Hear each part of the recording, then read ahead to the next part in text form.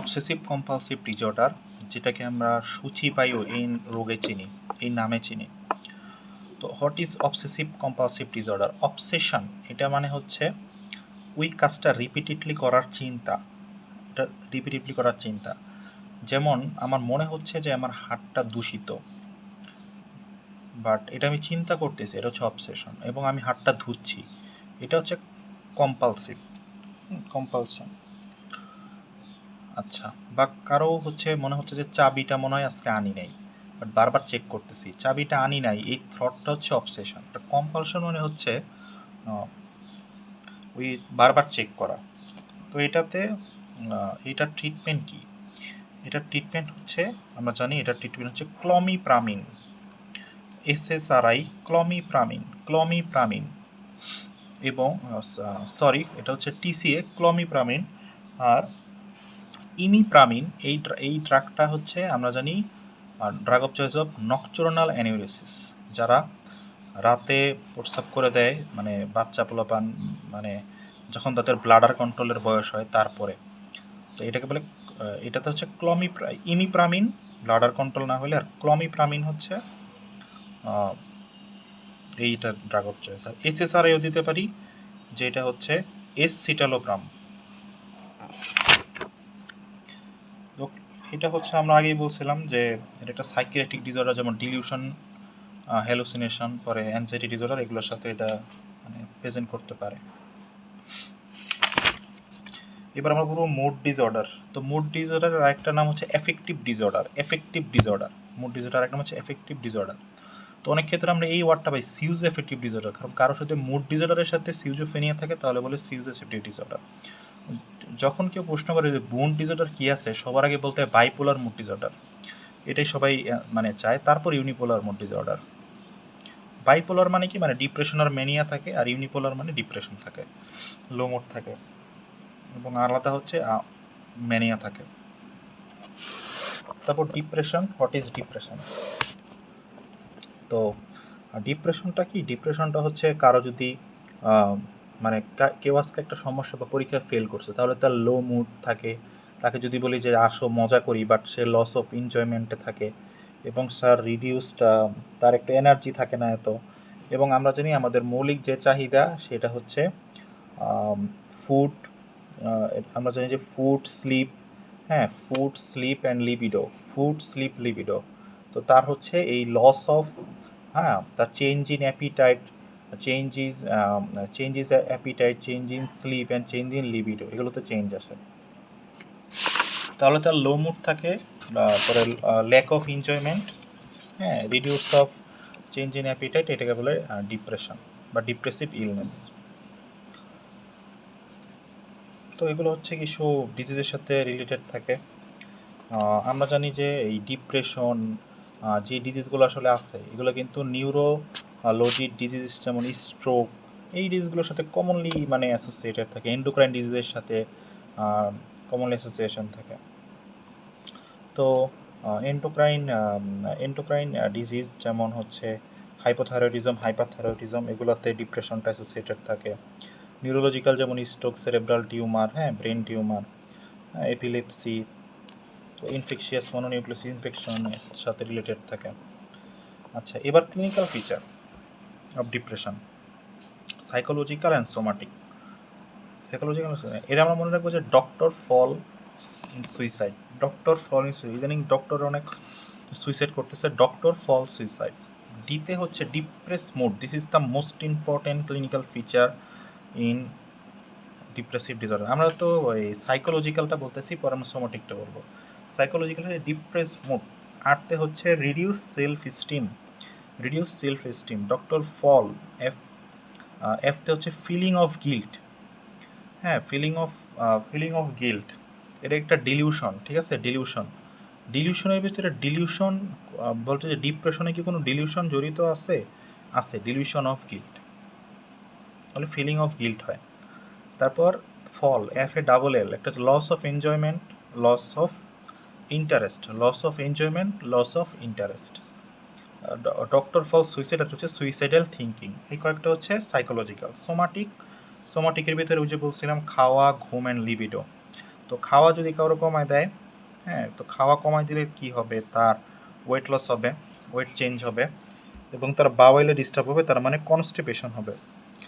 ঘুম ঘুম ঘুমের জন্য হচ্ছে তার রিডিউস স্লিপ, আর লিবিডো হচ্ছে লস অফ লিবিডো, একটা চেঞ্জ আসবে। এবার আমরা ম্যানেজমেন্ট পড়বো। ম্যানেজমেন্ট ওই আমাদের একই ম্যানেজমেন্ট সবগুলোর, একটা হচ্ছে এক্সপ্লানেশন অ্যান্ড রিঅ্যাসুরেন্স, তারপর হচ্ছে কগনিটিভ বিহেভিয়ারাল থেরাপি, আর একটা হচ্ছে অ্যান্টিডিপ্রেসেন্ট ড্রাগ। অ্যান্টিডিপ্রেসেন্ট ড্রাগ আমাদের কি আছে, টিসিএ আছে, অ্যামিটিপটাইলিন, এসএনআরআই, এসএসআরআই, ফ্লুঅক্সিটিন, যেটা হচ্ছে সুইসাইডাল টেন্ডেন্সি হয়। আমরা কিন্তু এসএসআরআই এটা কিন্তু আমরা বুড়ো বয়সে দেই, আর টিসিএ দেয় হচ্ছে ইয়ং এজে। তারপরে হচ্ছে আরও আছে মোনোঅ্যামিন অক্সিডেজ ইনহিবিটর, তারপর নিউয়ার অ্যান্টিডিপ্রেসেন্ট আছে মিত্রাজ্যাপিন। পরে আর আর এই জায়গায় একটা এক্সট্রা একটা জিনিস জাস্ট করবো, যে কারো যদি ডিপ্রেশনটা অনেক বেশি হয়, সুইসাইডাল থিঙ্কিং করে, তখন ইমার্জেন্সি একটা ওই যে আমরা কারেন্টে শর্ট দিয়ে বলি না, ইলেকট্রোকনভালসিভ থেরাপি দেওয়া হয়। ইলেকট্রোকনভালসিভ থেরাপি, এই ট্রিটমেন্টে ইলেকট্রোকনভালসিভ থেরাপি এটা দেওয়া হয়। তারপর অ্যান্টিডিপ্রেসেন্ট ড্রাগের সাইড ইফেক্ট কি হতে পারে, যেমন টিসিএতে আমরা জানি যে টিসিএ ব্লক করে হচ্ছে নরএপিনেফ্রিন অ্যান্ড হচ্ছে সেরোটোনিন, এই দুইটা রিসেপ্টরকে। তো নরএপিনেফ্রিন সেরোটোনিন এই রিসেপ্টরকে ব্লক করে কাজ করে, বাট ও আরও কিন্তু কিছু রিসেপ্টরকে ব্লক করে, যেমন মাস্কারিনিক, তারপরে হচ্ছে আলফা 1, আলফা 2, পরে H1। তো আমরা জানি এটা আমরা মাহা দিয়ে মনে রাখি MAH-এ। তো মাস্কারিনিক যদি ব্লক করে, তো মাস্কারিনিক আর নিকোটিনিক এইগুলা হচ্ছে মাস্কারিনিক হচ্ছে একটা প্যারাসিম্প্যাথেটিক, মানে ব্লক যদি হয় তাহলে সিম্প্যাথেটিক স্টিমুলেশনগুলো হবে, যেমন হচ্ছে তার ড্রাই মাউথ হবে। তারপর হচ্ছে আমরা সিম্প্যাথেটিকে তো প্রস্রাব পায়খানা করে না, তাহলে হচ্ছে রিটেনশন অফ ইউরিন, কনস্টিপেশন এইগুলো হবে। তারপরে হচ্ছে H1 ব্লক করলে মানে সিডেশন হবে। তারপরে হচ্ছে আলফা 1 এগুলো যদি ব্লক করে তাহলে হচ্ছে পোস্চুরাল হাইপোটেনশন, রিফ্লেক্স ট্যাকিকার্ডিয়া এগুলো হয়। আচ্ছা, তাহলে যদি বলে যে এই টিসিএ এবং এসএসআর এর পার্থক্য কি, তাহলে এইগুলোই দিব, যেগুলোতে ব্লক করে না এগুলোতে ব্লক করে। টিসিএতে দুইটা রিসেপ্টরে ব্লক করে, একটা হচ্ছে নরএপিনেফ্রিন আর একটা হচ্ছে সেরোটোনিন, বাট ওটা শুধু সেরোটোনিন ব্লক করে, ফ্লুঅক্সিটিন বা এসএসআরআই। আচ্ছা, ডিপ্রেশনের ডিফারেন্সিয়াল ডায়াগনোসিস কি? এটা হচ্ছে ওই যে হাইপোথাইরয়েডিজম, যে ডিজিজগুলো বলছিলাম, হাইপোথাইরয়েডিজম, স্ট্রোক, হাইপারথাইরয়েডিজম বা ব্রেন টিউমার এগুলা।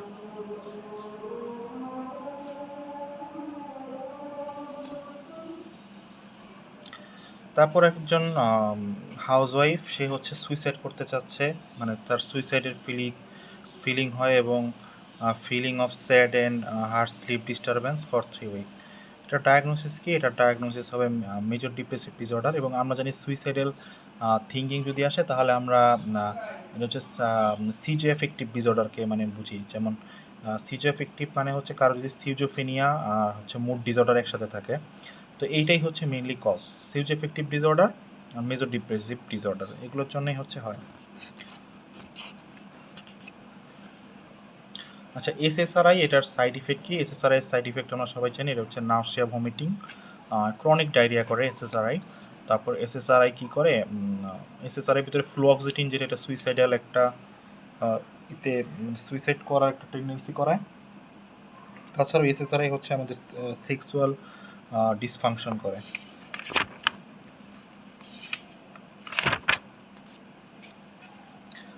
আচ্ছা, এখন ইমার্জেন্সি ট্রিটমেন্ট কী হবে যদি একজন মানুষ মানে আত্মহত্যা করতে চাচ্ছে, তাহলে ইলেকট্রোকনভালসিভ থেরাপি। তারপর ম্যানিয়া অ্যান্ড বাইপোলার ডিসঅর্ডার। তো ম্যানিয়া, এই ম্যানিয়ার মানে ক্লিনিক্যাল ফিচারগুলো কি? ম্যানিয়ার ক্লিনিক্যাল ফিচারগুলো হচ্ছে তার মুডটা থাকবে ইরিটেবল, হ্যাঁ, ম্যানিয়ার মুড থাকবে ইরিটেবল। তারপরে যে আমরা একটা মানে অর্গান ধরে ধরে পড়বো, এটাতে হচ্ছে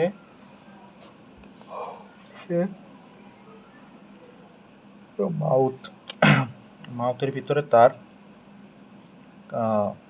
এক নম্বর হচ্ছে তার আইডিয়া, তার ব্রেনে তার আইডিয়া হচ্ছে গ্র্যান্ডিউস। সে মনে করবে যে আমি মানে বড় লোক হয়ে গেছি বা বড় কিছু হয়ে গেছে, সেটা হচ্ছে আমরা পড়ছিলাম যে গ্র্যান্ডিউস টাইপ অফ থাকে হচ্ছে ম্যানিয়াতে। তো গ্র্যান্ডিউয়ার টাইপ অফ তার একটা আইডিয়া থাকবে। তারপর তার হচ্ছে আমরা মুখে আসি, তার হচ্ছে মুখে হচ্ছে তার স্পিচটা হচ্ছে অনেক বেশি হবে, মানে সে অনেক বেশি কথা বলবে। তারপর কানে যাই, তার হচ্ছে অডিটরি হ্যালুসিনেশন থাকবে, অডিটরি হ্যালুসিনেশন তার হচ্ছে প্রেজেন্ট থাকবে। আর তারপর তার হ্যান্ডে যদি যাই তাহলে তার এক্সেসিভ এনার্জি থাকবে, মানে একজন বন্ধুদের সাথে হঠাৎ করে দেখা হলে আমাদের যে ফিলিংটা হয় ওটা হচ্ছে ম্যানিক। তো তার এক্সেসিভ এনার্জি থাকবে। হ্যাঁ, তার হচ্ছে তার অ্যাবডোমেনে কী থাকবে, অ্যাবডোমেনে হচ্ছে এক্সেসিভ ড্রিঙ্কিং বা ইনক্রিজ সেক্সুয়াল অ্যাক্টিভিটি, এগুলো হচ্ছে তার বেড়ে যাবে।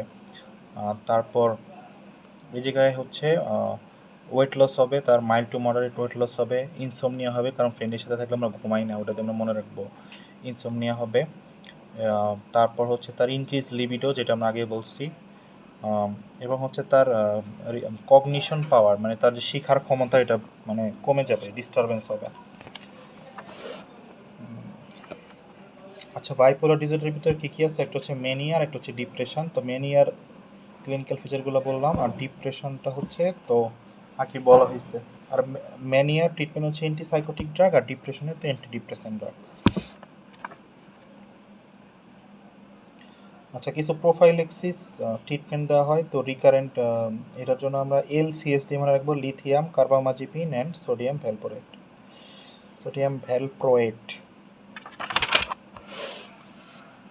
তারপরে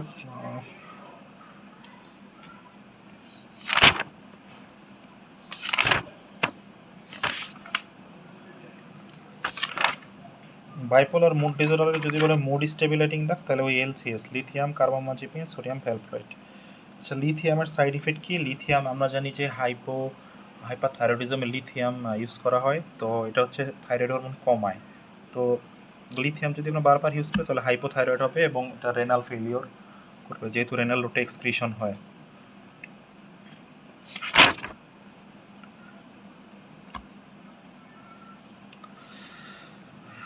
তারপর সাইড ইফেক্ট অফ অ্যান্টিসাইকোটিক ড্রাগের আমরা জানি যে এটা হচ্ছে ডোপামিন রিসেপ্টরটাকে ব্লক করে। ডোপামিন রিসেপ্টরটা যদি ব্লক করে তাহলে হচ্ছে কি হয়, আমরা জানি পার্কিনসনিজমের ফিচার হয়। পার্কিনসনিজমে কি হয়, রেস্টিং টিমর হয়, তারপরে হচ্ছে রেস্টিং টিমর হয়, তারপরে হচ্ছে একাইনেশিয়া বা ব্রাডিকাইনেশিয়া হয়। হ্যাঁ, তারপরে হচ্ছে রিজিডিটি হয়। এই তিনটে হচ্ছে পার্কিনসনিজমের সাইড ইফেক্ট, মানে তিনটা হচ্ছে কার্ডিনাল সাইন তিনটা। তো এগুলো হবে ডোপামিন ব্লক করার জন্য, অ্যান্টিসাইকোটিকের জন্য। আর হচ্ছে এই জায়গায় কোলিনার্জিক ব্লকের জন্য ওই আগে যেগুলো বলছিলাম, dry mouth, constipation, urinary retention, এগুলো হয়। ওলেনজেপিনের জন্য ওই গেইন হয়, আর ক্লোজেপিনের জন্য নিউট্রোপেনিয়া হয়, অ্যান্টিসাইকোটিক ড্রাগ। আর এই হ্যালোপেরিডলের জন্য আমি একটু আগে যে ডিফেক্টগুলো বললাম ওগুলো হচ্ছে হয়। আর ওগুলো তো নিউয়ার ড্রাগ, ওলেনজেপিন, ক্লোজেপিন বা অ্যাটিপিক্যাল অ্যান্টিসাইকোটিক বলে এগুলোকে। তারপর schizophrenia, this is the most important disease in psychiatry. Schizophrenia একটা কী ধরনের disorder? This is the main question, is এটা থ্রট ডিসঅর্ডার। এই জায়গায় হচ্ছে আমরা যে সাইকোসিসের ইগুলো বলছিলাম, যেমন হচ্ছে ফিচারগুলো বলছিলাম, যেটা হচ্ছে পার্সোনালিটি অ্যান্ড বিহেভিয়ার, যেটা এই জায়গায় থাকে না। তারপর ইনসাইটটা লস থাকে, হ্যাঁ, আর হচ্ছে কন্ট্রাক্ট উইথ রিয়ালিটি, তিনটা এই জায়গায় লস থাকে।